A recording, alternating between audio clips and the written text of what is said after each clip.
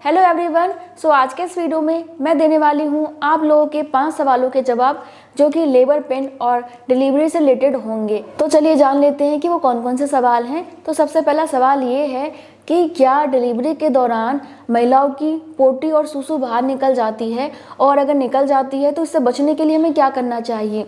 तो देखिए, नॉर्मल सी बात मैं आपको बताऊं तो डिलीवरी के बाद सभी महिलाओं की पोटी और सूसू नहीं निकलती है, क्योंकि आजकल डॉक्टर पहले ही इंतजाम कर देते हैं।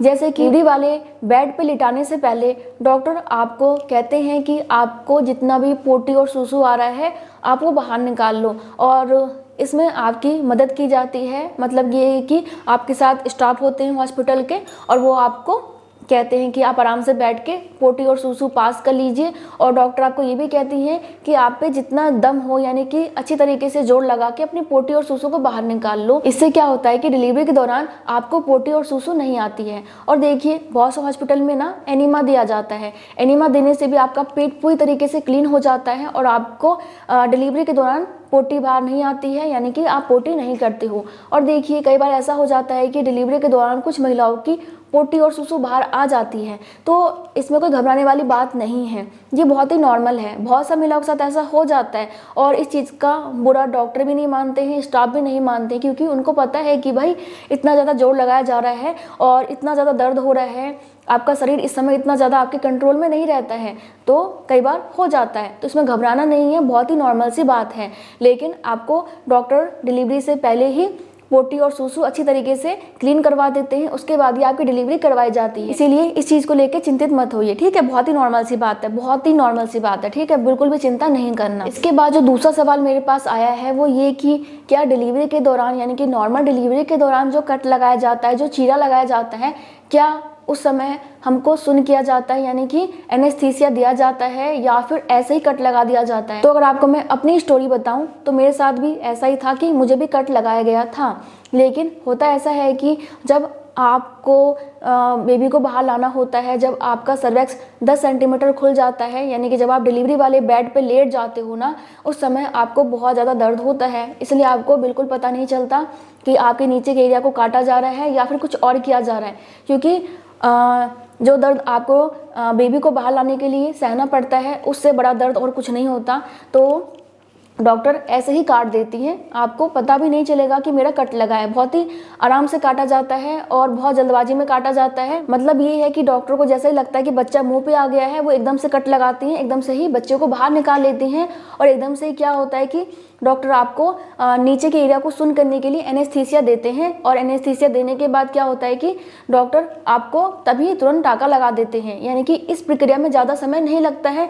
अगर आपको लगता है कि कट लगने के बाद बहुत टाइम लग जाता है बेबी को बाहर लाने में और कट को सिलने में बहुत टाइम लग जाता है, तो ऐसा बिल्कुल भी नहीं है। ये प्रक्रिया बहुत जल्दी जल्दी होती है। डॉक्टरों को जैसे ही लगता है कि बच्चा मुँह पे आ गया है, एकदम से कट लगाया जाता है, बच्चे को बाहर निकाला जाता है, प्लेसेंटा बाहर निकाला जाता है, और एकदम से ही आपको इंजेक्शन दिया जाता है ताकि आपके नीचे का एरिया सुन हो जाए और आपकी सिलाई कर दी जाती है। और देखिए, अगर मैं अपनी बात करूं तो मेरे साथ क्या था कि एकदम से कट लगाया, बेबी बाहर आया, और आपको बिल्कुल उस समय दर्द नहीं होता, आपको पता भी नहीं चलता कि आपका कट लगा है या फिर क्या हो रहा है, बिल्कुल पता नहीं चलता। मुझे भी पता नहीं चला था। लेकिन डॉक्टर जब टाका लगाने वाले होते हैं तो आपको बता देते हैं, जैसे कि मुझे बता दिया गया था, आपको भी नीचे इंजेक्शन दिया जाएगा और आपके नीचे का एरिया सुन हो जाएगा। तो मैंने कहा ठीक है मैम।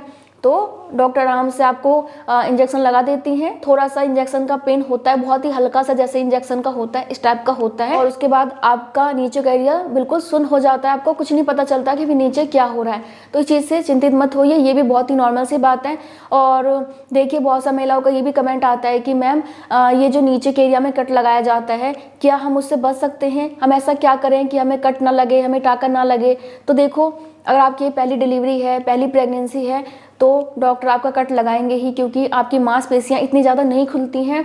और अगर बच्चे को लाने के लिए बहुत ज़्यादा प्रेशर लगाओगे आप, तो क्या होगा कि आपका जो नीचे का एरिया होता है, जिसे कि पेरिनियम क्षेत्र बोलते हैं, वो बहुत ही बुरी तरीके से भी फट सकता है। क्योंकि बच्चा बाहर आएगा छोटे से एरिया से, तो नॉर्मल सी बात है कि मांसपेशियों पे काफ़ी ज़्यादा दबाव पड़ता है, प्रेशर पड़ता है, तो मांसपेशियां गलत जगह से भी फट सकती हैं। इसलिए डॉक्टर अपने हिसाब से कट लगाती हैं ताकि आपके और जगह की मांसपेशियां ना फटे, अंदर से कोई मांसपेशियां ना फट जाएं।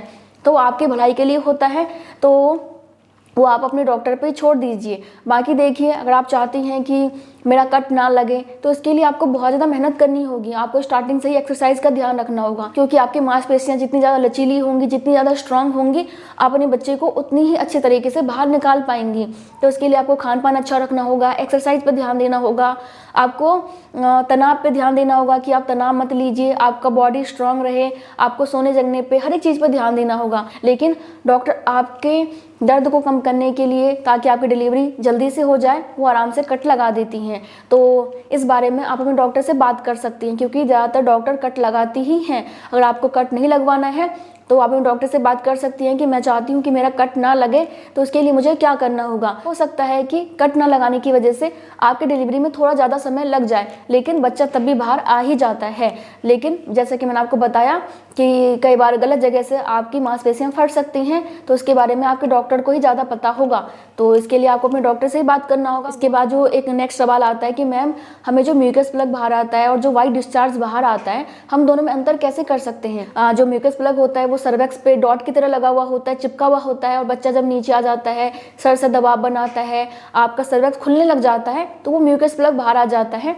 तो बहुत सा महिलाओं के दिमाग में कन्फ्यूजन रहता है कि हम दोनों में अंतर कैसे कर पाएं। देखिए, वाइट डिस्चार्ज आपको पहले से ही हो रहा होगा, तो आप अंदाजा लगा सकती हैं कि वाइट डिस्चार्ज आपको किस तरीके का है।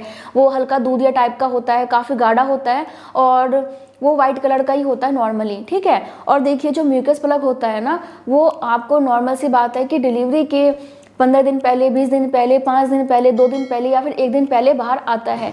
कुछ महिलाओं को पता भी नहीं चलता कि उनका म्यूकस प्लग बाहर आ गया है, क्योंकि कई बार नहाते समय या फिर पोटी करते समय वो बाहर आ जाता है और आपको पता भी नहीं चलता है। लेकिन अगर आपको पता चल रहा है तो देखिए, म्यूकस प्लग ना प्योर वाइट नहीं होता, ये हल्का सा ट्रांसपेरेंट होता है। इसके अलावा इसमें आपको रेड कलर की, गुलाबी कलर की या फिर ब्राउन कलर की धारियाँ देखने को मिल सकती हैं। पिक्चर आप देख लीजिए, इस टाइप का आपका म्यूकस प्लग होता है। थोड़ा बहुत अंतर हो सकता है, लेकिन इसमें हल्का फुल्का ब्लड लगा हुआ आता है, तो आप इससे अंदाज़ा लगा सकती हैं कि मेरा म्यूकस प्लग बाहर आ रहा है। और म्यूकस प्लग आपका 9वें महीने से पहले बाहर नहीं आता, बाई चांस ही कभी कभी हल्का फुल्का आ जाता है। लेकिन अगर आपकी प्रेगनेंसी का 9वां महीना स्टार्ट हो गया है, तो आप इससे अंदाज़ा लगा सकती हैं कि आपकी नॉर्मल डिलीवरी के बहुत ज़्यादा चांसेस हैं, और आप इन दोनों में इस तरीके से अंतर कर सकती हैं। इसके अलावा इसी तरीके से एक सवाल ये भी आता है कि मैम, म्यूकस प्लग में, वाइट डिस्चार्ज में और जो हमारा एमनियोटिक द्रव्य होता है, पानी की थैली होता है, उसमें अंतर कैसे करें, कैसे पता लगाएं कि हमारा म्यूकस प्लग है, ये वाइट डिस्चार्ज है, या फिर हमारी पानी की थैली फट गई है। तो आपको वाइट डिस्चार्ज के बारे में पता है कि इस समय कैसा वाइट डिस्चार्ज आता है। ये बिल्कुल दूधिया रंग का होता है, सफ़ेद रंग का होता है, काफ़ी गाढ़ा होता है। म्यूकस प्लग में हल्का फुल्का ब्लड लगा हुआ आता है, काफ़ी चिपचिपा टाइप का होता है। और आपका जो एमनियोटिक द्रव्य होता है, यानी कि डिलीवरी से पहले जो वाटर लीक होता है ना, वो क्या होता है कि लगातार ही बहता रहता है। अगर आप किसी एक जगह खड़े हो जाएंगे तो आप महसूस कर सकती हैं कि आपके पाँव के रास्ते से पानी निकलता जा रहा है, बहता जा रहा है। और अगर आप पैड लगाती हैं तो आप ये भी देख सकते हो कि आपका पैड 1 घंटे के बाद, 2 घंटे के बाद, 3 घंटे के बाद गीला हो गया है। और गीला कैसा हो गया है, बिल्कुल चिपचिपा पदार्थ नहीं निकलेगा, कोई ब्लड लगा हुआ नहीं आएगा, आपको बिल्कुल क्लीन लगेगा। बस ऐसा लगेगा कि पानी से मेरा पैड भीग गया है।